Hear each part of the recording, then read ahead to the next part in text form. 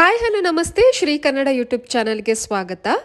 ಇವತ್ತು ನಾನು ಸಖಿ one stop centre ಇಲ್ಲಿ ಖಾಲಿ ಇರುವಂತಹ ವಿವಿಧ ಹುದ್ದೆಗಳ ಭರ್ತಿಗೆ ಅಧಿಕೃತ ಅಧಿಸೂಚನೆಯನ್ನು ಹೊರಡಿಸಲಾಗಿದೆ.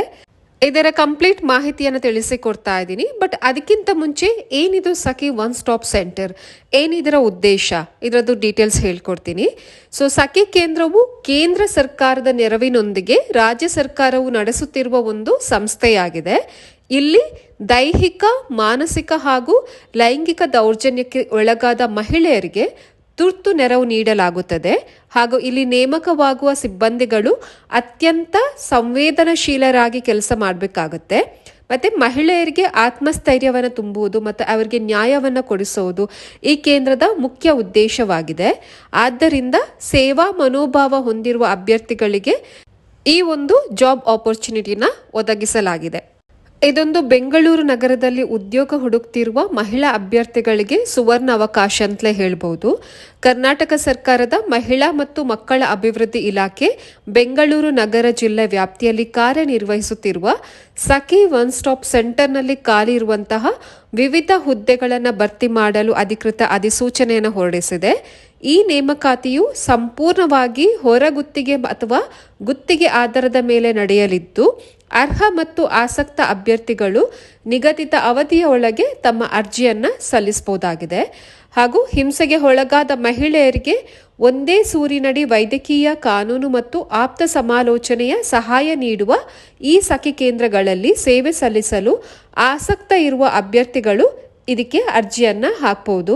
ಇದರದ್ದು ಕಂಪ್ಲೀಟ್ ಮಾಹಿತಿಯನ್ನು ನಾನು ತಿಳಿಸಿಕೊಡ್ತಾ ಇದ್ದೀನಿ.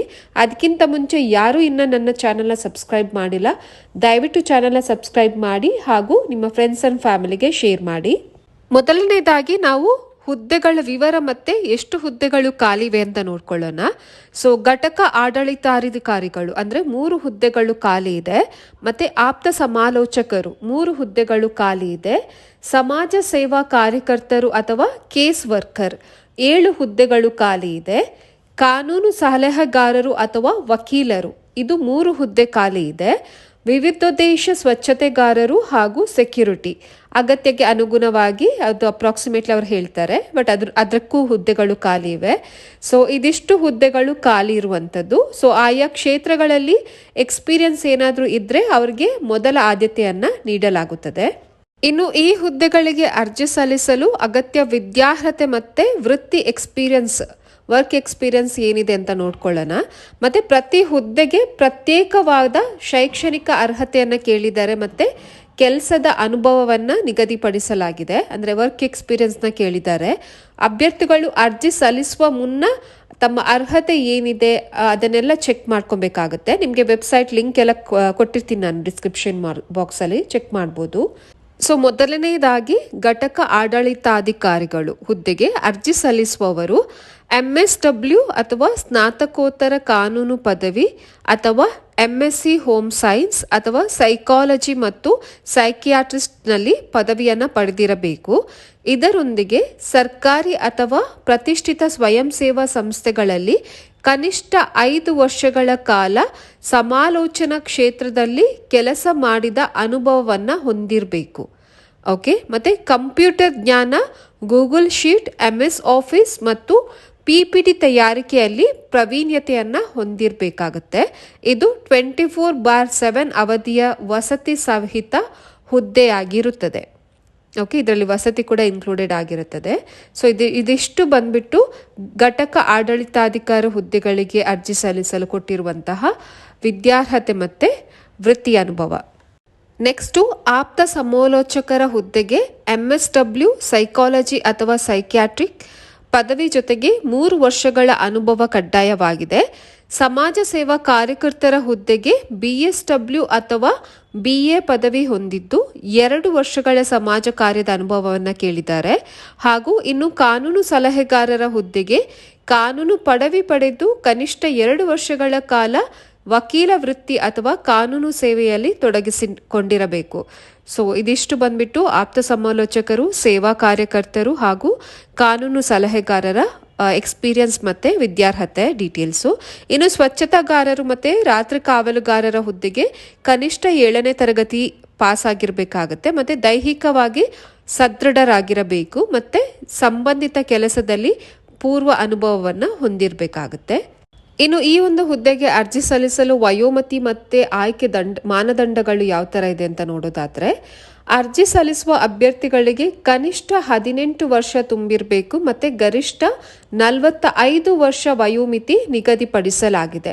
18ರಿಂದ 40 ವರ್ಷದ ಒಳಗಿನ ಅಭ್ಯರ್ಥಿಗಳು ಅಪ್ಲೈ ಮಾಡ್ಬೋದು. ಮತ್ತು ಈ ನೇಮಕಾತಿಯಲ್ಲಿ ಮಹಿಳಾ ಅಭ್ಯರ್ಥಿಗಳಿಗೆ ಹೆಚ್ಚಿನ ಪ್ರಾಮುಖ್ಯತೆಯನ್ನು ನೀಡಲಾಗುವುದು ಹಾಗೂ ಸಖಿ ಕೇಂದ್ರಗಳ ಮೂಲ ಉದ್ದೇಶವೇ ಸಂಕಷ್ಟದಲ್ಲಿರುವ ಮಹಿಳೆಯರಿಗೆ ನೆರವಾಗುವುದು ಹಾಗೂ ಮಹಿಳಾ ಸಿಬ್ಬಂದಿಗಳ ನೇಮಕಾತಿಗೆ ಇಲಾಖೆ ಒತ್ತು ನೀಡುತ್ತಿದೆ.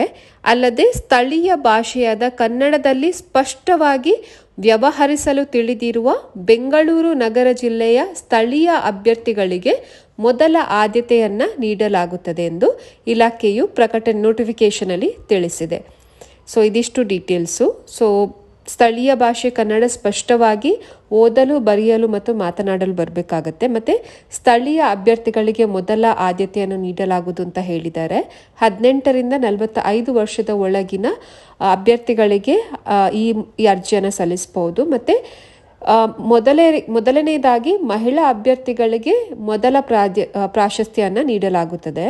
ಇನ್ನು ಈ ಹುದ್ದೆಗಳಿಗೆ ಅರ್ಜಿ ಸಲ್ಲಿಸಲು ಏನು ವಿಧಾನ ಇದೆ ಹಾಗೂ ಕೊನೆಯ ದಿನಾಂಕ ನೋಡೋದಾದರೆ, ಅರ್ಹ ಅಭ್ಯರ್ಥಿಗಳು ಆನ್ಲೈನ್ ಮೂಲಕ ಅರ್ಜಿ ಸಲ್ಲಿಸಲು ಇಲ್ಲಿ ಅವಕಾಶ ಇರೋದಿಲ್ಲ.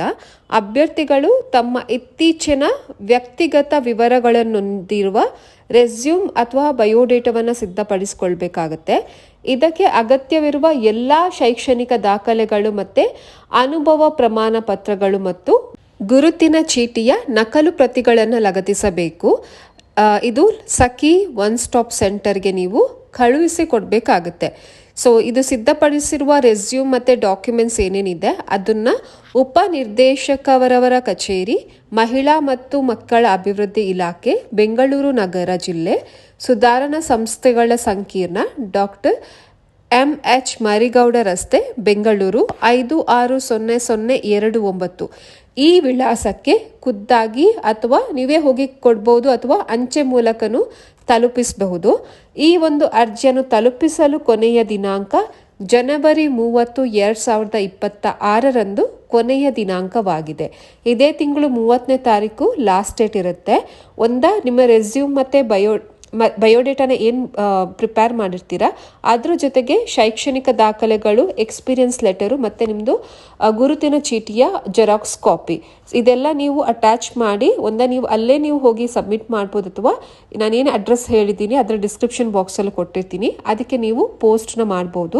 ಪೋಸ್ಟ್ ಅವರ ಕೈಗೆ ಜನವರಿ 30 ಒಳಗಡೆ ಅವರಿಗೆ ರೀಚ್ ಆಗಬೇಕಾಗತ್ತೆ. ಹೆಚ್ಚಿನ ಮಾಹಿತಿ ಅಥವಾ ಸಂದೇಹ ಇದ್ದಲ್ಲಿ ಅಭ್ಯರ್ಥಿಗಳು ಇಲಾಖೆಯ ಅಧಿಕೃತ ದೂರವಾಣಿ ಸಂಖ್ಯೆ 08029578688ಗೆ ಸಂಪರ್ಕಿಸಬಹುದು. ಇನ್ನು ಸ್ವಲ್ಪ ನಾನು FAQsನ ಮೆನ್ಷನ್ ಮಾಡಿದ್ದೀನಿ. ಇದರಲ್ಲಿ ಅರ್ಜಿ ಸಲ್ಲಿಸಲು ಕೊನೆಯ ದಿನಾಂಕ ಇವಾಗಲೇ ಹೇಳ್ದಂಗೆ ಜನವರಿ 30, 2026 ಒಳಗಡೆ ನೀವು ಅಭ್ಯರ್ಥಿಗಳು ಅರ್ಜಿಯನ್ನು ಸಲ್ಲಿಸಬೇಕಾಗತ್ತೆ. ಮತ್ತು ಸಖಿ ಕೇಂದ್ರದ ಹುದ್ದೆಗಳು ಸರ್ಕಾರಿ ಹುದ್ದೆಗಳೇ ಅಥವಾ ಗುತ್ತಿಗೆ ಆಧಾರಿತ ಹುದ್ದೆಗಳೇ ಅಂತ ಕೇಳಿದರೆ, ಇವುಗಳು ಕಾಯಂ ಸರ್ಕಾರಿ ಹುದ್ದೆಗಳಲ್ಲ. ಇವುಗಳನ್ನು ಗುತ್ತಿಗೆ ಅಥವಾ ಹೊರಗುತ್ತಿಗೆ ಆಧಾರದ ಮೇಲೆ ಭರ್ತಿ ಮಾಡಿಕೊಳ್ಳಲಾಗುತ್ತದೆ ಹಾಗೂ ಯೋಜನೆಯ ಅವಧಿಯವರೆಗೆ ಅಥವಾ ಇಲಾಖೆಯ ಮುಂದಿನ ಆದೇಶದವರೆಗೆ ಕೆಲಸದ ಅವಧಿ ಇರುತ್ತದೆ. ಮತ್ತು ಪುರುಷ ಅಭ್ಯರ್ಥಿಗಳು ಈ ಹುದ್ದೆಗೆ ಅರ್ಜಿ ಸಲ್ಲಿಸಬಹುದು ಅಂತ ನೋಡೋದಾದ್ರೆ, ಸಖಿ ಕೇಂದ್ರವು ವಿಶೇಷವಾಗಿ ಮಹಿಳೆಯರ ಸುರಕ್ಷತೆ ಮತ್ತು ನೆರವಿಗಾಗಿ ಇರೋದರಿಂದ ಈ ಹುದ್ದೆಗಳಿಗೆ ಮಹಿಳಾ ಅಭ್ಯರ್ಥಿಗಳಿಗೆ ಹೆಚ್ಚಿನ ಆದ್ಯತೆಯನ್ನು ನೀಡಲಾಗುತ್ತದೆ. ಕೆಲವು ಭದ್ರತಾ ಹುದ್ದೆಗಳನ್ನು ಹೊರತುಪಡಿಸಿ ಉಳಿದ ಆಡಳಿತಾತ್ಮಕ ಹುದ್ದೆಗಳಿಗೆ ಮಹಿಳೆಯರಿಗೆ ಮೊದಲ ಆದ್ಯತೆಯನ್ನು ಕೊಡಲಾಗುತ್ತದೆ. ಇದಿಷ್ಟು ಸಖಿ ಒನ್ ಸ್ಟಾಪ್ ಸೆಂಟರ್ನಲ್ಲಿ ಖಾಲಿರುವಂತಹ ವಿವಿಧ ಹುದ್ದೆಗಳ ಡೀಟೇಲ್ಸು. ಐ ಹೋಪ್ ಈ ಮಾಹಿತಿ ನಿಮಗೆ ಇಷ್ಟ ಆಗಿದೆ ಅಂತ ಅಂದ್ಕೊತೀನಿ. ಇಷ್ಟ ಆದಲ್ಲಿ ದಯವಿಟ್ಟು ವಿಡಿಯೋನ ಲೈಕ್ ಮಾಡಿ, ಶೇರ್ ಮಾಡಿ, ಕಮೆಂಟ್ ಮಾಡಿ. ಹಾಗೂ ಯಾರು ಇನ್ನು ಚಾನಲ್ನ ಸಬ್ಸ್ಕ್ರೈಬ್ ಮಾಡಿಲ್ಲ ದಯವಿಟ್ಟು ಚಾನಲ್ನ ಸಬ್ಸ್ಕ್ರೈಬ್ ಮಾಡಿ. ಮುಂದಿನ ವಿಡಿಯೋದೊಂದಿಗೆ ಹೊಸ ಮಾಹಿತಿಯೊಂದಿಗೆ ಸಿಗುತ್ತೇನೆ. ಅಲ್ಲಿ ತನಕ ಧನ್ಯವಾದಗಳು.